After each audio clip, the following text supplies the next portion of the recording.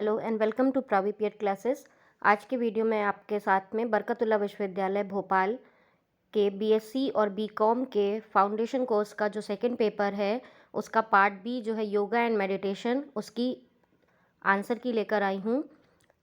तो जिन्होंने भी ये पेपर दिया है या जो भी फिज़िकल एजुकेशन और योगा से रिलेटेड तैयारी कर रहे हैं उनके लिए भी ये वीडियो बहुत ही यूज़फुल है। तो वीडियो को शुरू करने से पहले जल्दी से मेरे चैनल को सब्सक्राइब कर लें और अगर आपको ये वीडियो पसंद आए तो इसको लाइक और शेयर करना ना भूलें। तो चलिए हम अपना वीडियो शुरू करते हैं। सबसे पहले है योग का अर्थ है जुड़ना, संयोग, मिलना या ऑप्शन डी ये सभी। तो आपका जो आंसर है वो है ऑप्शन डी ये सभी। सेकंड है योगः कर्मसु कौशलम का अर्थ है कार्य में कुशलता, उपयोगी कार्य, बिना कुशलता के कार्य, इनमें से कोई नहीं। तो जो आंसर है वो है ऑप्शन ए कार्य में कुशलता यानी कि स्किल एंड एक्शन।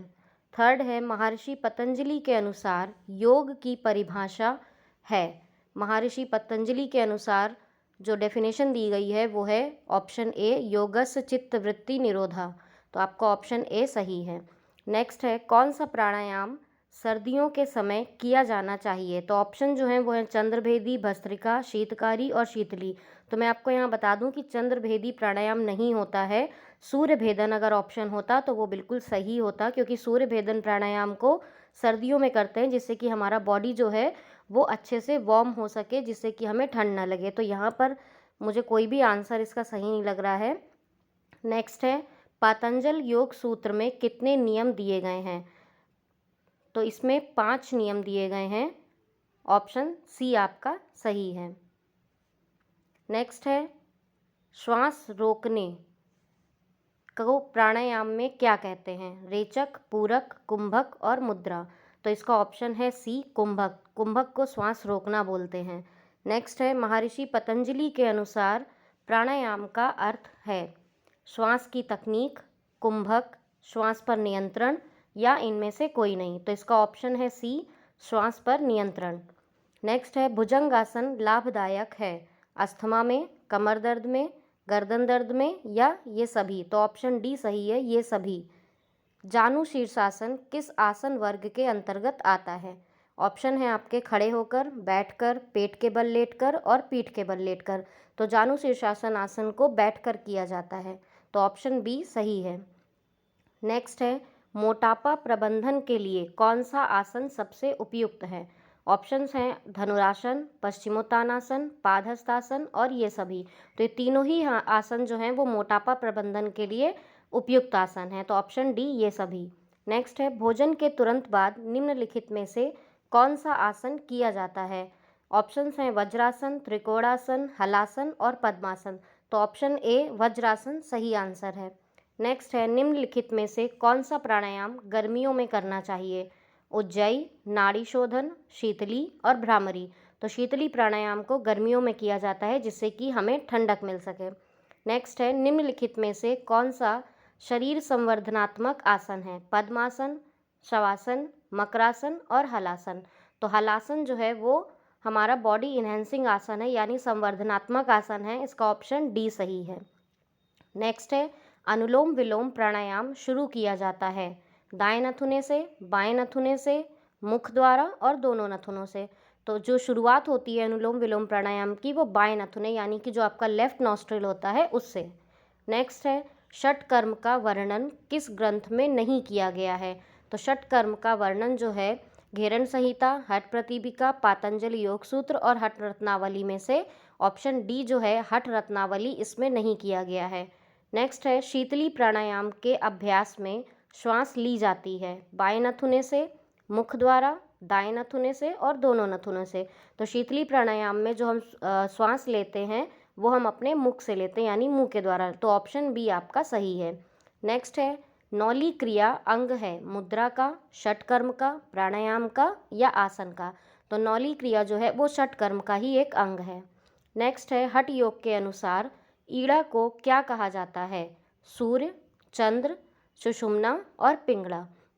तो हठ योग के अनुसार ईड़ा को चंद्र कहा जाता है यानी ऑप्शन बी। नेक्स्ट है सूर्य नमस्कार में अश्व संचालनासना स्थिति है चौथी और नवीं, चौथी और आठवीं, पाँचवीं और नवीं या इनमें से कोई नहीं। तो सूर्य नमस्कार में अश्व संचालनासन स्थिति जो है वो चौथी और 9वीं बार आती है। नेक्स्ट है षट कर्म को कहा जाता है बंध, शुद्धि क्रिया, मुद्रा या प्रत्याहार। तो षट कर्म को शुद्धि क्रिया भी कहा जाता है। नेक्स्ट है शीतली प्रकार है आसन का, शुद्धि क्रिया का, प्राणायाम का और बंध का। तो शीतली एक प्रकार का प्राणायाम है यानी ऑप्शन सी।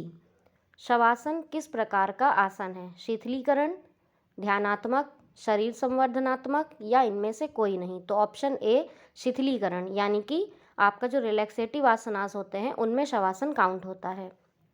नेक्स्ट है प्राणायाम में श्वास लेने को क्या कहते हैं? पूरक, रेचक, प्रश्वास, कुंभक। तो प्राणायाम में श्वास लेने को पूरक कहा जाता है। निम्नलिखित में से कौन सा षट कर्म है? कपालभाति, त्राटक, बस्ती या ये सभी। तो ऑप्शन डी ये सभी, क्योंकि कपालभाति, त्राटक और बस्ती ये तीनों ही षट कर्म हैं। नेक्स्ट है अष्टांग योग में प्राणायाम का स्थान है पांचवा, चौथा, तीसरा, छठा। तो प्राणायाम में अष्टांग योग में प्राणायाम का स्थान जो है वो है चौथा यानी फोर्थ। नेक्स्ट है अंतर मौन का लाभ है स्वास्थ्य में सुधार, तनाव में कमी, एकाग्रता में वृद्धि और ऑप्शन डी उपर्युक्त सभी। तो इसका ऑप्शन है उपर्युक्त सभी। नेक्स्ट है सूर्य नमस्कार, एक रह गया शायद। सूर्य नमस्कार में कितने मंत्र होते हैं? सूर्य नमस्कार में ऑप्शंस दिए हैं यहाँ पर 10, 12, 8 और 9। तो सूर्य नमस्कार में टोटल 12 मंत्र होते हैं। सूर्य नमस्कार का तीसरा मंत्र कौन सा है? ओम सूर्याय नमः, ओम मित्राय नमः, ओम रवैये नमः, ओम भानवे नमः। तो सूर्य नमस्कार का तीसरा मंत्र है ओम सूर्याय नमः। नेक्स्ट है आसन हिस्सा हैं कर्म योग का, अष्टांग योग का, भक्ति योग का और ज्ञान योग का। तो आसन अष्टांग योग का एक हिस्सा है। नेक्स्ट है पतंजलि योग सूत्र के अनुसार योगांग की संख्या है 7, 8, 10, 9। तो योगांग की जो संख्या है वो 8 होती है। नेक्स्ट है मूल बंध का संबंध है कंठ से, हृदय से, गुदा से और उदर से। तो मूल बंध का संबंध गुदा यानी एनस से होता है। योग सूत्र के समाधि पाद में कितने सूत्र हैं? 34, 50, 51, 55। तो योग सूत्र के समाधि पाद में टोटल 51 सूत्र होते हैं। नेक्स्ट है पवन मुक्तासन उपयुक्त है उच्च रक्तचाप के लिए, हृदय रोग के लिए, कब्ज एवं गैस के लिए, दमा के लिए। तो ऑप्शन सी कब्ज एवं गैस के लिए। नेक्स्ट है आधुनिक काल के योग गुरु हैं BKS अयंगर, T कृष्णामाचार्य, परमहंस योगानंद या ये सभी। तो आधुनिक काल के योग गुरु जो हैं वो हैं option B T Krishnamacharya. Next है हा शब्द का अर्थ है पिंगला, सूर्य, दोनों ए और बी, सुषुम्ना। यहाँ पर जो है ये थोड़ा सा गलत हो गया है। इसका ऑप्शन जो है हा शब्द जो है वो हमारी पिंगला नाड़ी से रिलेटेड होता है। नेक्स्ट है निम्नलिखित में से कौन सा आसन खड़े होकर किया जाता है? ताड़ासन, पद्मासन, हलासन, पर्वतासन। ताड़ासन जो है वो खड़े होकर करने वाला आसन है। नेक्स्ट है योग के प्रथम वक्ता हैं महर्षि कणाद, महर्षि पतंजलि, हिरण्यगर्भ, इनमें से कोई नहीं। तो योग के प्रथम वक्ता हिरण्यगर्भ माने गए हैं। नेक्स्ट है कपालभाति, षटकर्म है ये, प्राणायाम, मुद्रा या बंध। तो कपालभाति एक षटकर्म है। नेक्स्ट है पर्वतासन किया जाता है बैठकर, खड़े होकर, लेटकर या इनमें से कोई नहीं। तो ऑप्शन डी इनमें से कोई नहीं। नेक्स्ट है निम्नलिखित में से कौन सा बंध कुंभक के दौरान नहीं लगता है? मूल बंध, जीवा बंध, उड्डयन बंध या जालंधर बंध। तो कुंभक के दौरान जीवा बंध नहीं लगता है। नेक्स्ट है निम्नलिखित में से किस ग्रंथ में आसनों की संख्या का वर्णन नहीं है? तो मैंने जो भी रेफरेंस देखे हैं उनमें सभी में जो हठ प्रतिपिका है, घेरण संहिता है, पतंजलि योग सूत्र है और हठ रत्नावली है, इन सभी में आसनों की संख्या का वर्णन किया गया है। तो इसका भी कोई भी ऑप्शन सही नहीं मुझे लग रहा है। नेक्स्ट है योग सूत्र में धारणा का वर्णन है समाधि पाद में, साधन पाद में, विभूति पाद में और कैवल्य पाद में। तो योग सूत्र में धारणा का वर्णन विभूति पाद में किया गया है। नेक्स्ट है निम्नलिखित में से कौन सा प्राणायाम नहीं है? उज्जयी, शीतली, खेचरी या शीतकारी। तो खेचरी जो है वो प्राणायाम नहीं है। नेक्स्ट है निम्नलिखित में से कौन सा आसन पेट के बल लेटकर किया जाता है? शवासन, मकरासन, हलासन और पर्वतासन। तो मकरासन जो है वो लेटकर किया जाता है, वो भी पेट के बल लेटकर किया जाता है।